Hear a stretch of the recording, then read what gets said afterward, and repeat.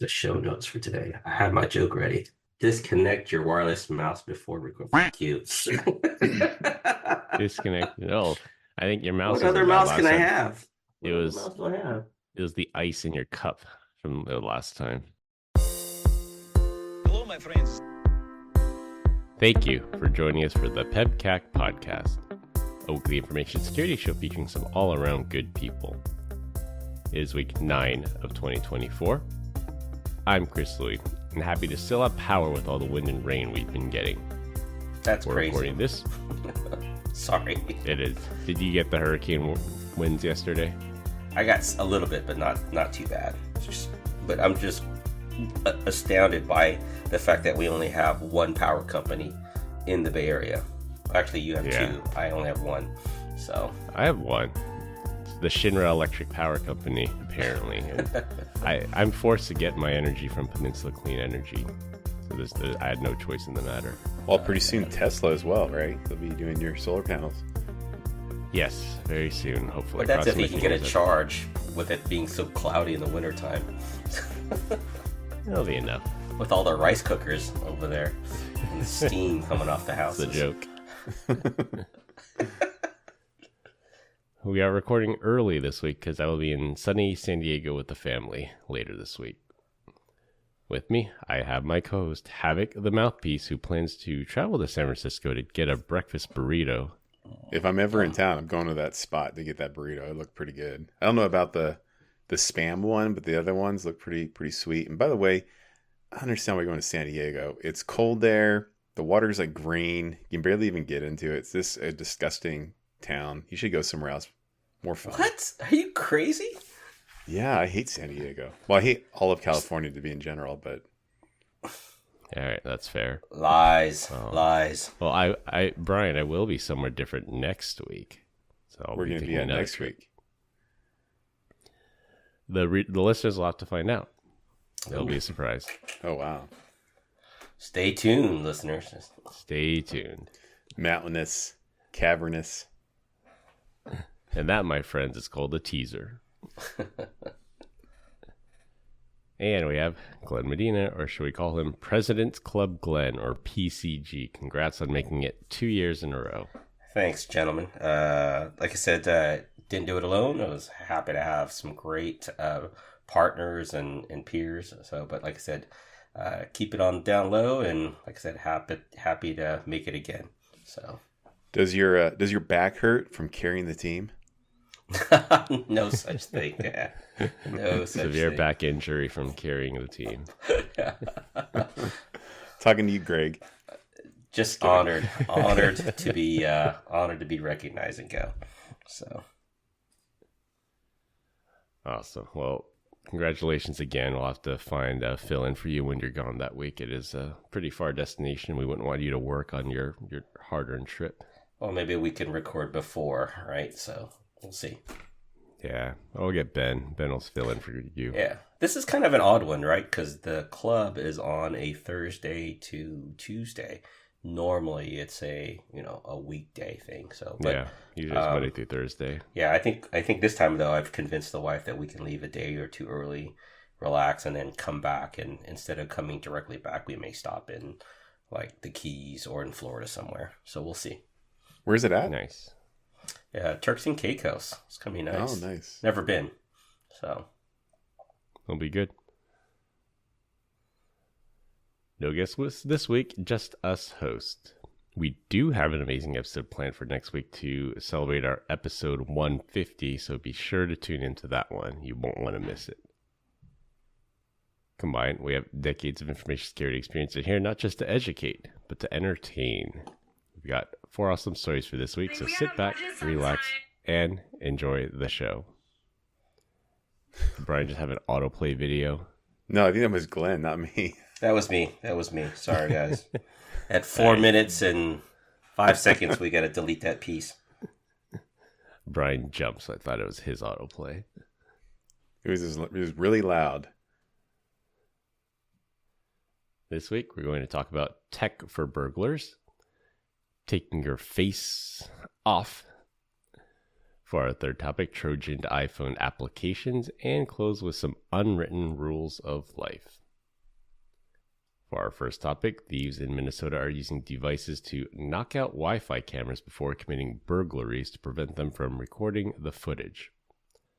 This is nothing new, and the lockpicking lawyer even did a video on some of the novel attack methods to knock out Wi-Fi enabled or other wireless alarm systems, but they are becoming more common as the tools to create the required electronic interference becomes more available and affordable. At least here in California, thieves don't even bother to knock out the Wi-Fi or wear a mask to conceal their identity from cameras, since they likely won't get prosecuted even if they're caught. The possible mitigation here is to hardwire the camera and not have it rely on Wi-Fi to broadcast the video to the cloud or a network video recorder. I take it they're not using anything like that clicker, that little thing that you guys bought. Flipper Zero. You can do it with that. Zero, yeah. Flipper. You can do it with that. Yeah, if you add the Wi-Fi module onto the Flipper, you can do that. But it's just a matter of just interrupting enough, that signal, right? That 2.4 or 5 gigahertz channel, right? Yeah, it's either creating enough interference so you can have a local device create enough interference, or you can even do a deauth attack, which is what I did with the Pineapple. If you remember many SKOs ago, I did a deauth attack against the hotel's Wi-Fi, and then I replaced it with my Wi-Fi signal. I remember that. And I feel like everyone that actually fell victim to that should have been fired on the spot. Like, this is the dumbest thing I've ever seen. It's like, what the heck, Chris? I had some fun this is with why that. The other mitigation would be a device that does local storage as well. Yeah, I think that you're right. I think they actually said that if it records to like a local SD card and not just Wi-Fi, that could work. If only there was a... Yeah, no, just kidding. So I probably shouldn't even tell this story, but I have a child that just does not want to do chores around the house. And so like we, through a lot of conversations, it's like, hey, if you just don't do it, like we're just going to turn off your internet. And like that's pretty, doesn't sound like much, but there's a lot relied on by home Wi-Fi, right? And you just can't do her job if it's tethered. So we were leaving, and I knew that she was in, like, the goal was you have it done by Saturday, right? And by like 11 o'clock. And she's like, well, I'm going to be gone Saturday, so I'll just do it Friday. I said, okay, well, just get it done Friday. And she goes, you'll never know because you're not going to be home when I actually get it done by. I said, okay. So then I went upstairs and I put a camera up. And No, you can see her walk into the room, like, just look right at it like, this mother effer. And she was doing it on Sunday. And so she had no Wi-Fi for the week. She was not happy. She was so mad at me. But So what's a chore like in the Deach household for a kid?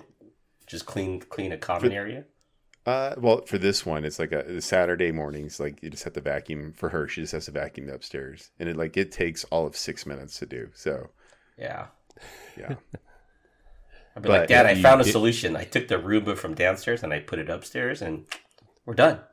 So That could be one, but no. Yeah, so that was... Anyways, so she was not happy. I came home. I think we came back like Sunday night after Super Bowl Sunday, and she just chock full of attitude, just pissed at me. I was like, well, you're the one said I wouldn't know. I guess I do know right now. I'll see if I can pull the video off local storage and just watch, like, just the look on her face as she's doing it and just sees it. She just stops for a second. She's like, damn it. I guess since you knocked out the Wi-Fi, that's what you mean. You had to have the local video to record that. Well, no, she just can't get on Wi-Fi from her devices. Oh, okay. Yeah. So it's enabled for everyone else, just not her. Yeah. How quick until she finds a workaround? Like she just brute force guesses the pin on your iPad. Well, she'd have to find my iPad first, right? Like, not gonna happen. Right? That's dad stuff. Yeah. You don't touch dad stuff. Yeah, I mean, but there's like an Apple TV in common rooms. They're still able to watch some TV. But as far as like, it's again, it seems like overkill for the situation. But it ends up like she has to like leave the house to go work from like a Starbucks or something because she can't do her job. But it is what it is. Well, I'll teach her to vacuum. Yeah, gotta have consequences. So. Yep, absolutely. Someone actually posted this on the Ring website. I guess it's been around so long that someone posted on Ring that says, oh yeah, some guy like walked up and switched on a box and then my cameras all died. And then Ring's like, oh, make sure you're configured properly. Make sure it's within range of your Wi-Fi router. And it's like, no, everything's working. This guy just switched on, interference, and it knocked my cameras offline. I will say, when it comes to Ring, I'm a little shocked by. So I have like the Ring stick-up cams up in my house, and they're just solar powered, and they have like battery backups, and the place is getting like a crap ton of snow, but these things are fully charged all the time. Like, it's amazing that the solar works through the snow somehow. And I walked out there the other day, and there was like a foot of snow on it, and I had to like wipe it off. I'm like, oh, I'm sure this thing's dead. I'm like, no, it's still fully charged. Yeah, it's amazing. As long as some light gets through. Well, they use very little energy too. Yeah. Depending on the Ring cameras settings you have them. Yeah, those outdoor cams. Fun times. The dependency on wireless is just crazy. If you look at the amount of equipment that we have in our homes now, right? So from doorbells to cameras to refrigerators. I mean, I just got a new stove and it's got Wi-Fi connection. I don't know why it needs a Wi-Fi connection, but I never connected it. But I imagine you forgot to turn off the gas, Glenn. Yeah. Wow, God, I don't know. Jeez. But like toasters and stuff like that. Do you guys have that? Do you guys even do that stuff? The automation of that stuff in your house? That type of automation? That does it. And it's kind of nice. Like if you're at the store, you're like, oh, let's have pizza tonight. All right, cool. Okay. Just start the oven. But it's also terrible when there's something in the oven, like a box full of cookies that someone forgot to move. Yeah. That would be bad. You could burn the house down. You definitely could, yeah. So, yeah. Well, I know we didn't intentionally go out of our way to get Wi-Fi enabled everything, but just everything you buy today is Wi-Fi enabled. Like our fridge has it. It just tells me to replace the filter, or tells me how cold the pull-out drawer is, or the washer dryer just tells you when the load. That's actually sort of convenient because if you don't hear the sound play, then it just tells you when the load's done. They can move it. I wish the refrigerator could tell me when milk is about ready to run out or when it's going to expire. That's like AI helpful right there, right? I think LG tried to do that. He tried to have cameras inside your fridge, and people said that's way too creepy. But it was supposed to do exactly that. It was supposed to tell you when the milk is low and when to buy more apples. When the kids were home, I can't tell you how many sticks of butter I have, because it's like, hey, do we have butter at home? Like, no, all right, just go buy some more. And it's like, we don't need 10 sticks of butter, right? So come on, guys. Let's Salted, unsalted, sweet cream. I mean, come on, man. So I will agree with Chris on the washer and dryer. So we have a set that is connected to the internet. It's like, whatever. Like, I don't really care if it notifies me. But the best thing was the troubleshooting of like going through there and seeing if it was being efficient. If like it turned out like the dryer wasn't working to its full extent, and so I went through there and tried to clean it up. But it was the exhaust pipe that goes outside the house had like a not quite like a 180, but it did, right? And so we had to have someone come out and clean that. That way it could actually dry. But it kind of notified us. It was like, hey, there's some weak airflow right here, and then. I unplugged it from the wall, just ported it straight outside. It worked perfect. I'm like, all right, we got a clog in this portion of the drying system. It was kind of cool. You know, the fun part of unclogging that is I take my my leaf blower and I shove it into I pull the dryer out, I shove it in the hole, and I put some like a shirt around it so I can make a good seal. And I turn the leaf blower on, and then the next thing I know, there's like fuzz outside on the roof, flying all over the place. So, and save myself $200, but does yours exit straight up as well? Yeah. Well, there's a bend in there. There's a couple bends in there. Yeah, but yeah. It's our primary house down here. Like I came home early one morning. I'm like, what the hell? Like, we don't have a fireplace. What the hell's going on over here? And then I realized that the exhaust blows straight out the top of the roof. I'm like, yeah, where's all the lint gonna go? You know what I mean? Outside, yeah. Outside. It's on your roof. Your pipes. Yeah, it's on your roof. So that stuff is highly flammable too. Yeah. Oh yeah, it's a great fire starter. Yeah. Well, what makes it sticky is, do you guys fabric softener, that stuff makes it really sticky. Like my wife likes to use beads, and the beads get stuck or whatever, and smelly beads and those stuff I could see just didn't either disintegrate in the wash or get diluted. So I see it sometimes stuck to the netting. So, but yeah, as long as it's water soluble. Yeah. Yeah, I don't. So if there was a, go ahead. I didn't say I'm with you. Like I don't like whether it's fabric softener or the beads. Like I'm like I don't want them done in my house, and so. And the biggest reason why is like it just gunks up the washer, and so then I end up having to take in buckets of like scalding hot water and vinegar and baking soda and cleaning it out. But you know what's a great fabric softener? White vinegar. Really? Believe it or not. Yeah, so that's what I use. Yeah, it cleans the washer too. Yeah. Huh, I'll have to remember that.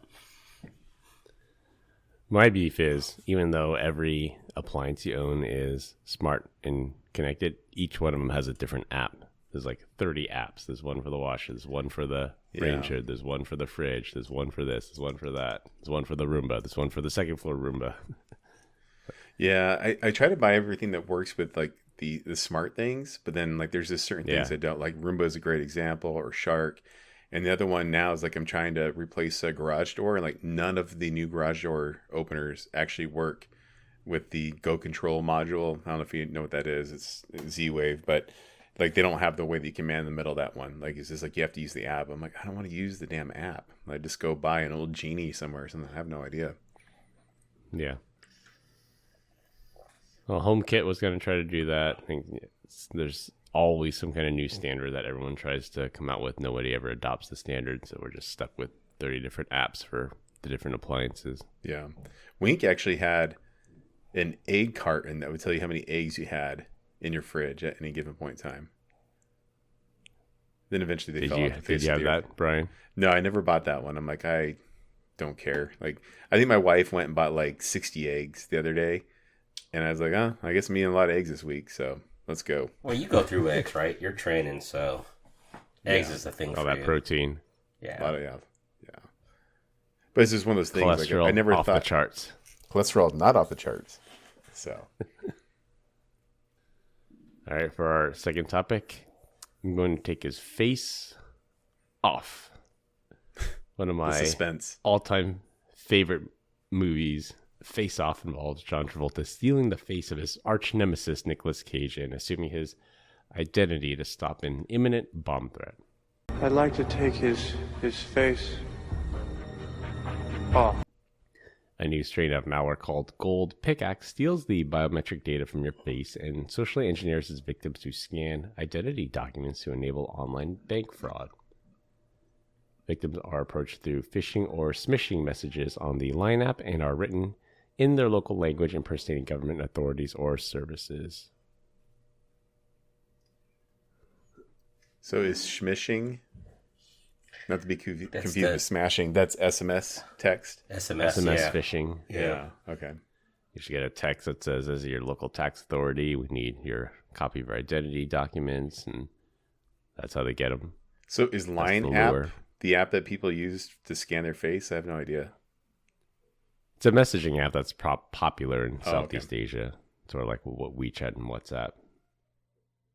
Do you see that? I have no idea about this, but I do know that TikTok in the terms of services says that it can capture micro expressions as you're watching videos. That way they can look to see if you're disgusted or really interested in it or you think something's funny. That way they can populate it. So it's just terrifying that it's out there. Feeds that data back in their algorithm. Yeah. Isn't one of the concerns, like, I know my wife asks, is like, what happens if I'm dead and you could put that up to my face and unlock my phone? I'm like, I think there's a setting within the Apple phone now that you must be attentive. Do you guys seen that? So Yeah, you have to be looking, paying attention with your eyes open. I wonder. So I've been meaning to test that on my phone. And like, if my eyes were closed and I swiped up, what would it do? Would it open? So you want somebody to kill you and then see if your dead face will unlock the phone.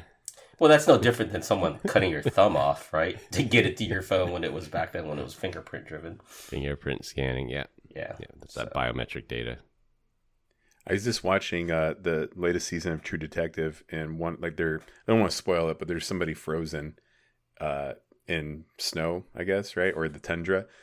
and eventually they're like screwing around. They're like taking selfies with the dead bodies, but eventually, like, and they get in trouble for it. And then someone walks up and does like, he's getting ready to do the selfie again, and the lady's like, "Hey, don't do that!" And like, he's actually unlocking the dude's phone using it. So he's not It's actually a plot point. Yeah, it's a little bit of a plot point. But doesn't Apple have like, I wouldn't say next of kin, but like there's something that you can do to on your phone that if should you be dead, like somebody else can get to your data. Isn't that in there? Yeah, That it's is a an backup emergency recovery person. Yeah. Yeah, something like that. Emergency contact or backup recovery. You two guys are my backup, so if anything happens to me, you're the only hope to get access to my crypto. And only I know how many coins you actually have, Chris. Chris made me do the math one day. I was like, this son of a bitch. I did. Son of a bee. Sorry. So what's going on in Southeast Asia where they're using, like, I can't think of any app on my phone today. Like LinkedIn will do it and my banking app will do it as well, but I can't, like, they don't actually have access to the biometrics. They're just leaning on Apple's Enclave to say either yes or no is good Face ID. Yeah, so they scan your face, but then I think they also ask you to scan like your passport or your ID, and then the thought is they could impersonate you and withdraw money out of your account that way. So basically whatever the bank requires to transfer money. Yeah, but they can't take the money out. They can't. They're not. It's not like they're taking your identity based off of your phone, right? Because Brian said that's in a secure enclave, right? So they're creating a new one based off of that. Yeah, pretty much. Yeah, they're intercepting that and asking you to scan it to steal the data that way. How soon until I just 3D print your face and then put it on my face and unlock your stuff? MI6, baby. Yeah, that was the plot. And yeah, Mission it was Impossible? Ghost Protocol. Yeah. Mission Impossible, they made a 3D render of the guy's face. I don't know if it was to trick the biometric or just to impersonate them to go to a meeting, but they made that mask like on the spot. Yeah. The latest Mission Impossible was great, but at the same time, I'm like, are we still doing this whole I have a fake face on my face now? Like, this has been around for like 20 years. Like, I'm so bored. Like, do something cooler. Like pull your bones out with replace them with metal ones or something. Yeah. That's kinda gross. That was the gag with the original Mission Impossible show. Didn't they always had the mask, and they just that was the famous scene. They just rip off the mask and say they were somebody else. Didn't they do that in I think that's an Scooby-Doo? homage to the original. Yeah. Hey, I mean, it could be Brian's bank, and they're doing voice recognition as well, right, for authentication. So, That thing is turned off. We're not falling for that one, boys. Yep. Yeah, specifically for like Apple users, the attackers will send a link to a test flight link, and test flight is like the way that people beta test applications because that completely bypasses the normal app review process. We did a story on that Thieves prefer to use test flight because they don't have to go through the rigorous scanning that App Store does.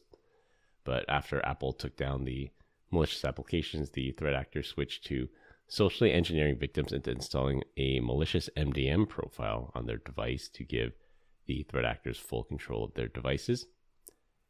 It is important to note that enabling lockdown mode on an Apple device prevents it from being enrolled in an MDM. Yeah.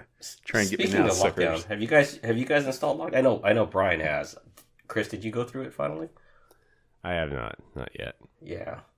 I've taken in some of the lockdown protocols, but not all of them, because some of the things I still like getting a text and then being able to transfer that PIN number to your application. It's like makes it that much nicer or easier. Yeah, I don't know if that's a big convenience threat feature. for me. Yeah. It's kind of funny, like they do that, and I'm like, mother effer. And then I think I was doing something with like Air France, and it was like, we can't send you a text message because U.S. government says we can't do it. So check your email. I'm like, okay.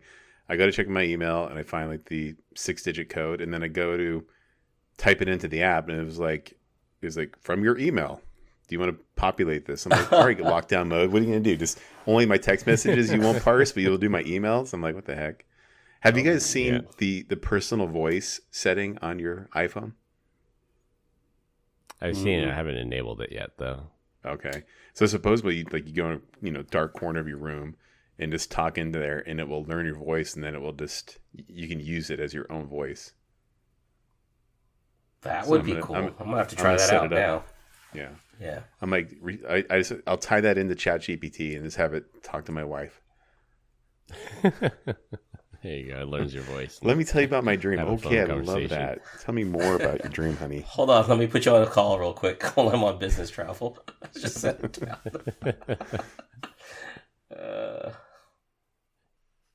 All right, for our third topic, and this topic we did not get to cover last week. Russian banks have found a clever way to evade sanctions in Apple's App Store. After Russia's February 2022 invasion of Ukraine, most of the world placed crippling economic sanctions against Russia to try and choke them off from the world's banking system. Big tech helped out by discontinuing services in country, and we even did a story about Meraki cloud-managed routers getting remotely bricked if they were physically inside of Russia. Apple complied with U.S. sanctions and removed Russian banking apps from the App Store. Not to be deterred, these banks resubmitted their apps to the App Store with a twist to circumvent Apple's safety checks before the apps are approved in the App Store. Not a new trick, but still clever. The Russian bank publishes an innocent-looking app, such as an app to track bills and budgets, and when Apple's automated checks scan it, it seems innocent enough. If the app detects the user is coming from a Russian IP address, then it switches to the full banking app, allowing Russians continued access to their online banking app. One app in particular requests a configuration file from Firebase. However, Firebase blocks all requests from outside Russia, meaning the config file to switch the Trojan over is only received by users physically present in Russia. So I don't know how well some of these crippling economic sanctions are going. Did you guys happen to see the video with Tucker Carlson when he went to Russia and he went to the grocery store? And he said it was like 10 times cheaper for the same amount of groceries. Did a comparison. Well, I mean, the videos you saw... Is it like the North Korea thing where they have a beautiful grocery store to take the foreigners to? So, like, I don't know if it was, a gimmick or not, but to Glenn's point, yes, it was 10 times cheaper, but at the same time, they're, probably 100 times poorer.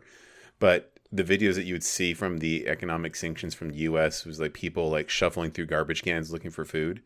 And here it was like they were walking through Scottsdale Fashion Square Mall with nothing but crazy looking things. And then he goes to the grocery store. And then when he goes to the checkout, like, when you go to the checkout stands, like there's like some candy and gum, right? Like largely in all the aisles he's going through, it's all kind of Russia based food, I would assume. I guess I have no idea. But he goes to check out and it's like Snickers and Kit Kat. And I'm like, it's got to be the weakest sanctions I've ever seen in my entire life. Yeah, like I don't know. We get Snickers and Kit Kats. Yeah, it was just kind of wild. Like, and then and that was the thing. It wasn't crazy expensive. It was really clean. It didn't look as like I was watching. I was like, oh, Russia doesn't look so bad. Like that's kind of crazy looking. Didn't like a bombed out. If it was Yeah. crazy looking, I don't think they would let them air that or record that. It feels a little North Korean here where everything was set up. Yeah. If some of the other videos, you see them like they're walking through malls and like the name of a company, McDonald's is now, Back Donald's or Russian Donald's or something like that. Still, and it's like the slightly different M, right? And McRussia or whatever. Yeah. Just like McDowell's based off of, what was that movie? Putin King instead of Burger King. Coming to America, yeah. And then, you look at the IKEA parking lot and it's empty, right? And all the furniture's gone. There's nothing left but a store or shelves of a mall. So I don't know if that was all set up like Chris was mentioning, but it'd be interesting to see what the sanctions have really done. I don't think the sanctions have done anything, but what a way, right? There's always a racket and a way around something if you can find it. I think that's what this shows here. It's China. China's still buying Russian oil like crazy, and they're just laughing at the world. Yeah. And they're probably the ones providing them with Snicker bars and Kit Kats because the U.S. wants to do business with China. Yeah. What's wild is like we talk a lot of crap about China, but who's even harder to deal with is Egypt. Like when it comes to privacy and infrastructure and stuff like that, like at least in China, you can do a pay to play to get around the Great Firewall.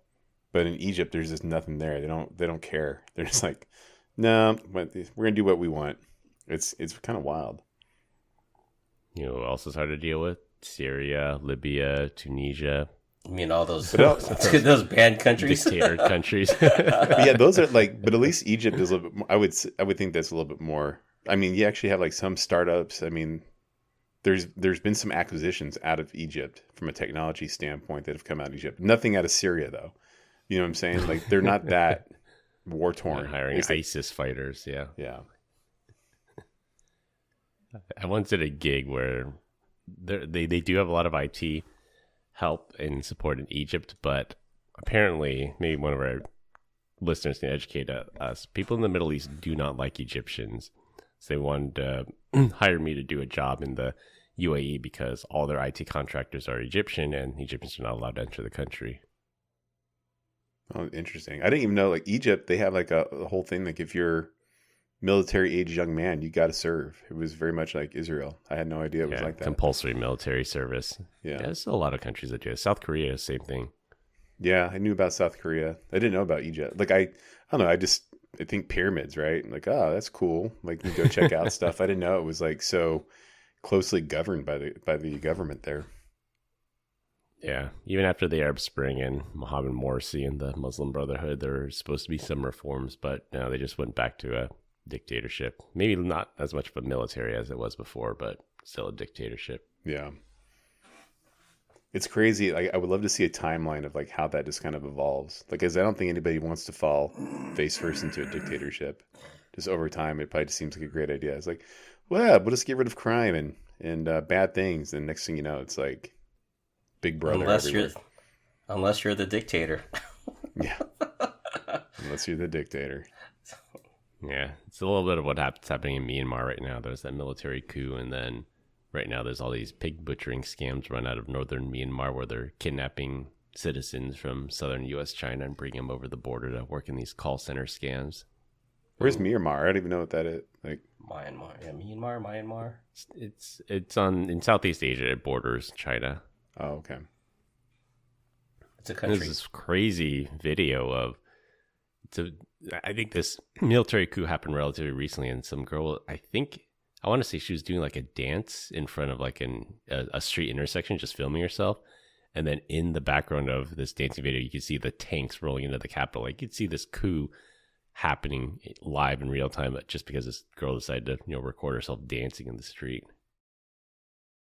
It's crazy how normal people can get. I was watching an interview with some guy. I think maybe he's the first or second Desert Storm, and they're just like talking, and like he's like, so what do you, he's like, yeah, he's like, you come over here, boy, you're gonna leave as a man. And then like it looks like maybe 100 yards away, like there's this giant explosion. He's just like, he just looks over his shoulder, like, anyways, what are we talking about? Like I'm like, dude, you're not even frazzled at all by this. And then you got this chick doing TikTok dances with tanks going by, like it's just normal everyday stuff. It's crazy. Meanwhile, in San Francisco, Apple Store gets robbed. Yeah. Nobody cares. Nobody cares. Not even the cops. Same thing. Yeah. RSA should be fun this year. I'm going to find a lot of 2021. people doing crack and pooping on the sidewalks again. No, thank you. I bet they'll clean it up just like they did when G came. They'll probably try to kick out all the homeless people in the area just so people feel safe and want to come back to the city. Well, it was like that whole, I think I got there early. I think I was looking for Glenn, and I was like, all the sidewalks around the hotels were like wet. And so I was talking to the dude. I was like, was it just raining here? He's like, nah, man, we're spraying off all the feces. I'm like, oh, okay. Yeah, they were literally cleaning it up. Just for RSA. Just for RSA. Just for RSA. Well, maybe you'll be in Vegas someday. Yeah. Hey, so makes you just like, sorry, go ahead. I was gonna say, it makes you wonder, like, when you go in your hotel room, you just wear socks the whole time. You know what I mean? Like, yeah, you can take your shoes off at the door, but no one else is doing it. So, like, how do you? Yeah, it's gross. Keep your feet all that clean. stuff into the hotel room. I'm bringing some shower socks or shower flip flops to walk around in my hotel room. Do you bring a black light for fecal matter or whatever for other matter? Does that just scare the crap out of you if you did? Yeah, I've done that before. That's not fun. There's a terrible joke by a comedian. Hotel industry. Won't say it on here. But I mean, going back to the topic, right? This is just whack-a-mole, right? It's Apple, does what they're supposed to do, and then the Russians find a way around it, and then Apple closes it, and then there's another way around it, right? That's literally doing. As long as the checks are automated, there's always kind of be a way to circumvent it. Yeah, and there's millions of apps in the App Store. Can't even imagine. Well, they said one of the telltale signs is the app starts at like 5 meg or 10 meg, and it does something very simple like keep track of your bills, and then all of a sudden it inflates like 300 meg overnight and with a software update. Yeah, I'm always dumbfounded sometimes when I go to download an app. I'm like, why the hell is this 500 megs? Like, this thing is huge. Just crappy coders out there. You heard it here. I think you guys wouldn't make it back in the 80s and 90s. It's like the Roomba app. The Roomba app is like 700 megabytes. It's like all you have to do is just send a command to the robot. That's everything else happens on the device. Like, but the app has to be so huge. It needs access to your contact lists, full your photos, full control of your photos and files, your location and audio, video, yeah, your flashlight too for the hell of it. Yeah, I have one of those robots that thank God it has like it pulls up and then it like cleans itself, it empties it all out into like a storage container. The bin, yeah. That bin, but Jesus, like I had the old Roomba back in the day where it didn't have that. And I don't know how I made it in life because I must have been cleaning that out every single day. At least this one is like the old-fashioned way. Did I ever tell you guys like I left the stickers on this one and it was like kept saying that the dustbin was full. I'm like, oh, what the heck? I'm taking it apart, and then there's like two sides. Like, there's this one part where you just pull this thing out and it's got like this little filter. But on the right side, apparently there was another one. I didn't know. I just happened to hit the side and it opened up and I pulled it out and it was like this solid gray block. I'm like, what the hell is this? And it was so much dust. Like I can't even explain to you guys. Like just it was like a softball sized just clog of just like this micro dust. And I was like, I took it outside and threw it. It was just like poof, like this magic, this explosion of just dust everywhere. I'm like, oh my God. And I must have had this device for almost 2 years. I had no idea it was even something that needed to be cleaned out. That's hilarious. Yeah, just ignoring all those warnings. Like, no, it's clearly this device is defective. It's not instructions. What is that? We don't need to read instructions. Well, it was like but here's the thing: like there was no indicator that thing even existed on this device, like at least on the recycling bin portion. And I didn't have. Yeah. I mean, it's 2 years later. I don't have the instruction manual, but every time I'd pull the Roomba off and I clean underneath it and wheels and all that stuff, and then I pull out the dustbin, da da da. But I had no idea about this other microfilter on there. It was crazy. That is a useful feature of having the apps that it'll show you. Like it says, hey, your filter's clogged. Click this button and we'll show you how to open it up to access this filter. So that is useful. Oh, geez. I bought a rear view camera that has a video built into it.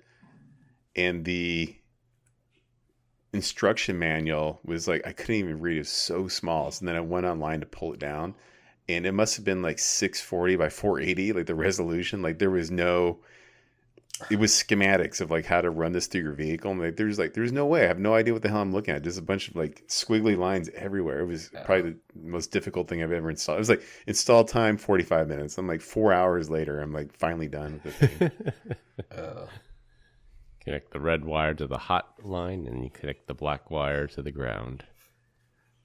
Dude, they're just. By the way, and then I come across so much weird things. And like I'm like, why are there like these wires terminated, but they're just there to be dovetailed into something. So on the back of the vehicle, it was like, oh, if you're gonna put in some reverse lights, you just tie it in here, and that connects to the aux switch up front. And then if you want to have like ambient lighting on the inside of the vehicle, there's one underneath the glove box. I'm like, what the hell is like all this stuff doing here? It's just kind of random. And this antenna sends all the video and audio to China. Yes. That's right. And your location. So that way when they come and raid the country, they know where your car is. Yeah. For our last topic, and it'll be a rotating topic every week. Wait. This week. I wanted to ask a question. Did you see the Ask away. Yeah, like the EU was trying to kill off like sandboxing or something of applications on iOS. I wouldn't be surprised. The U's always trying to mess with Apple. But I just Googled it. What was the premise of it? Yeah. Well, so like how if you have an app, then one app can't talk to the other. Like it was sandboxing that thing. That's a security feature. It is a security feature, but now apparently it's official. Apple kills web apps in the EU. So I have no idea. We'll have to look into this one. I'll send it over to you. But it's kind of web apps, yes, because specifically for web apps, because on an iPhone or iPad, an iOS device, all browsers must use the WebKit engine. So even if you have Firefox or Brave or Chrome, you have to use the WebKit engine on an Apple device. So they just basically reskinned WebKit for all these browsers, and then I think Google complained and says, well, we want to use Chromium. Like we should be able to use Chromium on this iOS device. And then the EU agreed with them. And that's when Apple says, all right, use whatever web engine you want, but only in the EU. Oh, interesting. Okay. Not as bad as the headline led me to believe. Yeah. You mean clickbait? Yes. A media company would put a misleading headline just to get clicks and views? I forget where I saw it. I think I heard it from somebody at work was talking about it. So whatever. Never mind. Big nothing burger. Meanwhile, Glenn's over here. He's like, what about the Island.io browser? Do I get my own WebKit? All right. Now for our last topic, and we'll be a rotating topic every week. This week, we're going to talk about what's an unwritten rule of life that everybody should know about. Yeah. Wash your hands after you use the airport restroom, I guess. Go ahead. Yeah, wash your hands after you use the bathroom. Unwritten rule. Yeah, that's one of those things where it's like we shouldn't have to explain it, but apparently we do. Yeah. The one that probably gets me the most is like you're in a residential area and people want to double park to have a conversation in the middle of the road. Oh yeah, that's annoying. That's dumb. Or the people with the hazard, like you're on a busy street, they just park on the side, double park, hit the hazards, and everyone has to go around you just because you couldn't be bothered to pull into a driveway or find a parking spot. Yeah, exactly. Did you write the golden rule, Chris? No, I don't think so. Never pass up a chance to pee. That's a traveler's not the golden rule, shower rule. Never know when the next time you'll find a bathroom. So these, I think the ones you have listed are more for the general public golden rules, right? Or general rules. Do we have any that are in tech? Reboot before calling the help desk. Yeah. Right. That'll fix like 98% of your problems. Just reboot. What else is an unwritten rule? Since Glenn alluded to it, I'll give my unwritten rule for the general population. Don't stand on opposite sides of a hallway to have a conversation and make people cut between you. That's stand stupid. On the same sides so people can easily pass. Oh, I can't tell you how many times this has happened to me in our office. That I just have to cut there. And I used to do the polite thing and like duck under, so not to interrupt. I'm like, no, you're just being an idiot. I walk right through. You could be like Brian, just stand in the middle of both of them, so they have to kind of duck and kind of look at each other. What are we talking about, guys? Yeah. The associated with that is you had a grocery store, and the person that wants to put their cart on one side and then stare at the wall on the other side and basically take up the whole stinking block the whole aisle. Yep. And it's like, so now I sit there and I do this and I kind of look at one side and I get in front of them. I kind of go like this and I'm doing all kinds of crazy stuff just to see if I can screw with them. It just bugs the crap out of me. Is always back up a thing still? Always back up? Yeah. Back up your data. Yeah, I feel like iCloud and Google Docs, like I always have a copy of everything now. Back it up and have offline backups. That's the thing that got a lot of people owned by ransomware is they had backups, but they were local, so those backups got encrypted too. Well, a lot of that was automated for people now, right? It's like I just turn iCloud on and I have a backup sitting somewhere for the non-technical folks. Yeah, so the non-technical folks, iCloud backup, OneDrive, Google Drive backup is probably good enough. Yeah. Just have to make sure your password is complex enough and multi-factor authentication turned on though. Yeah. One thing I do want to revisit with you guys is the recovery assistant or recovery user. So I know we've talked about having one of us back each other up or whatnot, but I'm at that point now where I'm thinking I may need to leverage that instead of a family member. So, well, I feel like you got multiple. huh? If I made you guys multiple. my backups, I think you guys would plot to kill me to steal all my money, leave my wife and kids homeless. Yeah, I think you got the Zero wrong trust, person. baby. Zero trust. You got the wrong person. So Trust no one, and then when you die, then no one can access your data or your money. I don't think it's the problem that I can't trust my kids. I think I just can't get them through the technical aspect of recovery. Like, how could you screw this up any more than how easy it's supposed to be? Whereas one of you guys would actually be able to walk them through technically how to do this. Correct them if I'm wrong. What do you guys think? Yeah. 100%. We'll be there to help you. Yeah. Not only like in person. Set aside some funds to have them come over here and take care of business. Although I feel like my son could probably do it at this point in time. But what if he's with me and we both die? That'd be really sad. Yeah. That would be sad. Yeah. How about just saying people... thank you?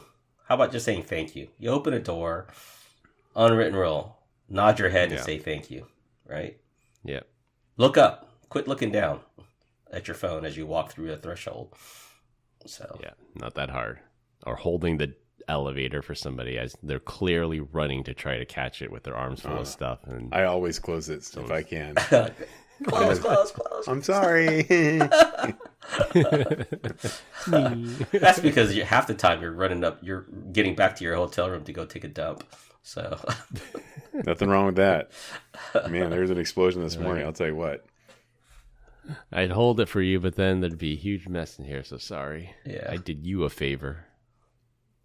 What about dental hygiene? That's carry some mints, chew some gum after 12 o'clock in the afternoon if you're in the office, for crying out loud.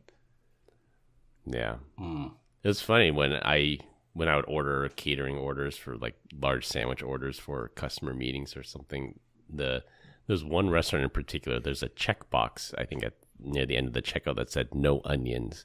Like, you just check this box and they won't put onions in any of the food that you ordered, the salads or the sandwiches or anything.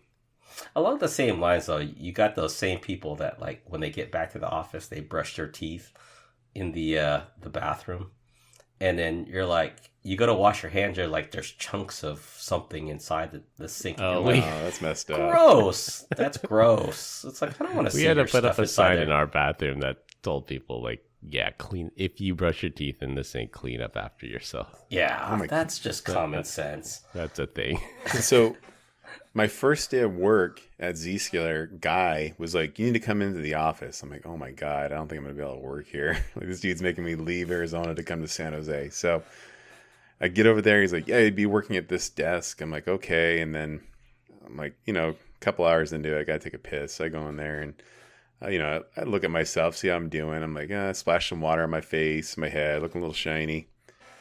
Take some paper towels, dry off. Guy proceeds to, introduce me to like 1,000 people. And then later on, eat some food. I'm like, it's time to, go evacuate the old bowels, go in the restroom, look in the mirror. Zscaler was using arguably the cheapest paper towels that as I wiped my head, it left fuzzies all over it.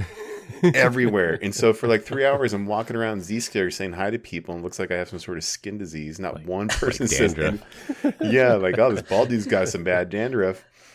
And Chris, you probably saw it too that day. You're like, this guy's weird. And like, it was all over my shoulders. And I'm like, but like, people suck sometimes. Like, if you got something on your face and your teeth, on your head, just tell somebody. Just don't. I don't want to get home and find out I got some pepper in my teeth. Don't be a jerk. I don't want to turn this about the bathroom etiquette. What about people that have conversations inside the stalls? It's like, dude, really? You can't wait to have this conversation outside? Or talking over the urinal walls. Yeah. I always that I for tried. Sure is an unwritten rule. I reach underneath there and try to dab people up. Or you guys talking about like being on the phone? Talking on the phone and having an actually business conversation with a customer. It's like, no, thank you. It's like, you don't care that you hear the flushing in the background? Yeah. I think I told that story of going to use the restroom like during like a 4-hour long workshop remote and have my headphones on, thought I was muted. And then I was talking to the urinal. Yeah. Oh yeah. That was an accident. All right. All right. Switching it off of bathroom talk. Sorry. Let people come off or come out of something before going in. So it could be an elevator, it could be a train, it can be anything. Let people come out before you get on and make things worse by not going in while they're trying to come out. I gotta say, like, based off of all these, like, who are your parents that didn't teach you these things? Like, Clearly, I know they my have good parents role taught me this models. stuff. Yeah, I know my parents taught me these things. It's like, be polite, don't yell, don't be loud in public, don't run around at a party, and it's just common sense. This is just crazy that we have to talk about this. Yeah, one of the more common things, I guess, that's becoming more common recently. Don't come to a dead stop at the bottom of a stairway or an escalator to look at your phone. Yeah, that could be hazardous to everyone's health. Yeah. Yeah, especially a busy airport elevator or escalator. Yeah, just a boom. Like you're gonna get a cart to the back of your ankles. If someone came up to you in the airport, and let's say it's not for business, they just came up, like you and your wife are traveling and do something, I have no idea, and they're like, hey, we're looking for somebody that will change their flight plans and go anywhere in the world with us for at least 24 hours. Would you say yes or no? Some creeper. No, I'm probably gonna get murdered. No, they have a YouTube channel, millions of followers. This is something that they always do. Well, Not that, I but wouldn't know. I wouldn't know because I don't watch any specific YouTube channel. But no, let's say they open their phone like, hey, no, we're like, this is our group. It's Mr. Beast, right? He's like, hey, come with us. Oh, let's go. You're in. Let's go. Yeah. Yeah. They must have at least 1 million subs, and it can't be Yeah. one of those like prank channels. Yeah. It's funny. Like I don't think I've ever watched a Mr. Beast video, but I know exactly who he is. It like specifically for him, I think it would be funny because I can imagine him making a video. Like he'll take you somewhere. He'll like destroy your luggage. He'll leave you in the middle of the desert. Like he'll never leave you hanging. And then at the end, he always makes you whole. Like I think there's one video he made.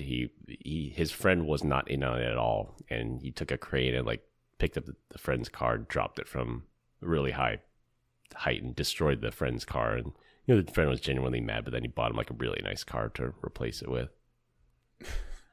And I got paid the expensive insurance on this new vehicle, so it's a lose-lose. Right. He was better off.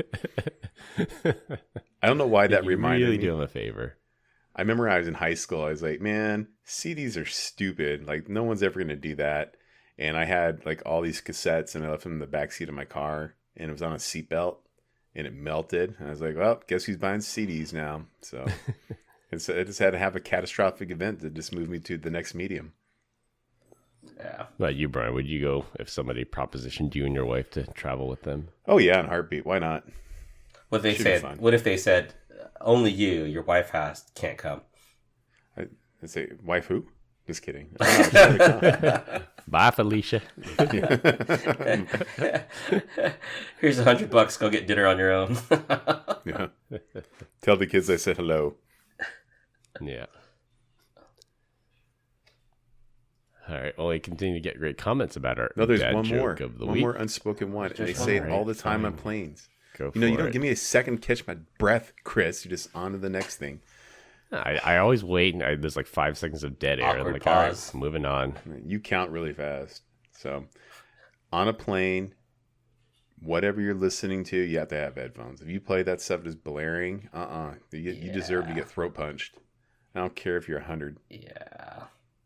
Yeah, I think they specifically call that on the pre-flight announcements now, don't they? They said if you're listening to music, you have to use earbuds. Yeah, I heard on an American flight recently, but Southwest hasn't made that jump yet. So here's Again, one for you along the that same goes lines. back to Glenn's point. It's like, how are you raised that Yeah.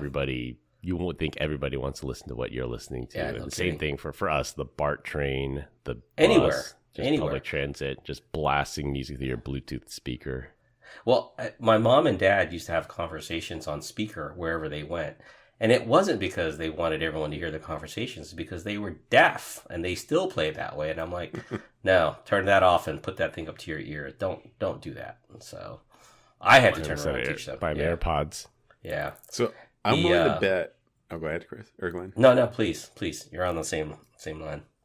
No, I'm willing to bet that Chris was not this person, but you were, Glenn. You were the same as me. Back in the day, you went out, you modified your vehicle, maybe you put some exhaust on there, maybe you had a couple fart can, fart box, some wheels, some glass packs. But no, more importantly, you wanted everyone to know what you're listening to, so you threw some subs in there. Maybe the Rockford Fosgate, maybe it was MTX, maybe it was JL Audio, and you cruised everywhere, and everyone knew exactly what you're listening to. Am I right or wrong? I still have that car. Yeah, I still have on my, you, Brian. my FJ is still built that way. Yeah, my FJ is still built that way. If you ever come up, we'll take a ride in the FJ. You'll know what I'm talking about. I'll be feeling it, the bass. Yeah. So, Chris, you were that guy as well? I was that guy. I'm going to go find the picture. I had two 10-inch subs. I think I had like a 600-watt amp in my trunk, too. Were they Rockford Fosgates? I don't think they were Rockford. I don't remember the brand. I'll have to look it up, but they were a decent brand. It wasn't like the made in China stuff. Nice. Well, I mean, everything's made in China, but you know what I mean. It wasn't the generic stuff you get on eBay. Yeah, were you building your own boxes too? Were you building your own custom boxes? No, I didn't have the wood shop to do that. You don't forget need wood much. shop. It was just tools. Yeah, it was just a couple saws and maybe a sawzall. Not a sawzall, but a jigsaw. It's Sawzall. Jesus. Yeah. It's all janky. hey, I didn't say it was good. It was good. I just said I was trying. So I was like, when it came to speakers, I was always a JL Audio fan. What about you guys? JL Audio. Really? Yeah. The bass. I have to look up the brand. I'm Alpine. I always went Alpine. Okay. Yeah. an Kicker Alpine was head another big unit. one. Yeah. Kickers, yeah. Kicker was big. Pioneer. For me, it was a combination of Alpine and Rockford Fosgates. So great. You couldn't beat a Fosgate amp back in the day. They were dope. Power Punch 500 is what I had. Yeah. I think Plus the GL Audio cables. just got bought by Garmin. Really? Yeah. It's funny. Like I know somebody. He's like, remember when Trump put all the sanctions and said you can't. You know what? Never mind. I can't say this. I'll probably get him in trouble. Tell us offline, Brian. Yeah. What head unit did you guys go with? Alpine. Alpine. Yeah. Yeah. I had Sony's for a They had the bit. best audio. I had Sony's for a bit, then went to Pioneer, and then I ended up with Alpine at the end. So, actually, I didn't really care about the head unit, to be honest with you. Yeah. Spent all the money on the audio. Yeah, it depends what my buddy was able to offer me from his nights perusing around town. So Secondhand. slightly used. So, Only slight few scratch marks on it. yeah, that's right. The head unit was important because if you wanted to run your speakers without an amp, you needed a good head unit. But if you if you got to run it through the amp anyway, then it didn't matter. Yeah. All right, somehow we got onto car audio talk, but we continue to get great comments about our dad joke of the week. Dad joke of the week. This week, Glenn's up. Well, I hate one-liners, so I'm going to try and do this. It's going to be a little long here, okay? So there's this guy. He's sitting on death row, and he's sitting on death row because he's known for robbing and killing people on trains. And now his date is up. He's going to death row. For his last meal, they ask him what he wants, and he says he wants a banana. And when they go to electrocute him, because that's the state's process, he survives. And according to the law, it states that, hey, if they give it a go and you are able to somehow manage making it through the electrocution, the state's failed, so therefore you're free to go, right? So he's free to go, and he goes on his way. He gets out, and guess what he does? He goes and commits another murder on a train, right? Robs people, murders a whole bunch of people, and this one is just more egregious than the last. They sentence him again. He gets the death penalty. His date comes up again, and for his last meal, he orders another banana. Needless to say, like, they go to electrocute him and it doesn't work again. So he gets out again one more time and does the same thing, just as bad, if not worse than the other one, right? Electrocution comes up, and his date's coming up, and this time the jailers are like, no, we're not giving you a banana, right? And they give him steak and potatoes. Well, they go to electrocute him, and guess what? He survives, and everyone's like scratching their heads. So 2 bananas and and steak and potatoes, and they still can't get him. They go, dude, what's going on? And he goes, I guess I'm not a good conductor.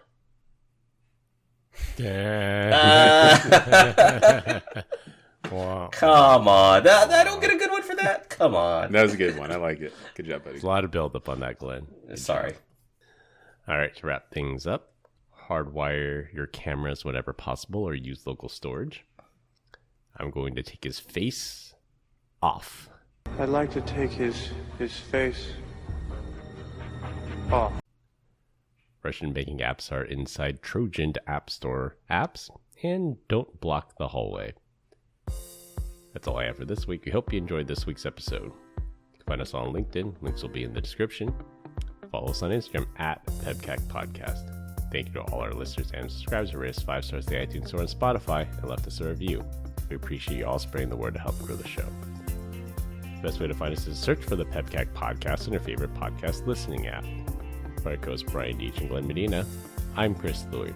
Thanks for listening. We'll see you all next weekend. As always, have a nice day. Bye, Felicia. Bye, guys. I gotta go. I'm late for a call. Have a nice day.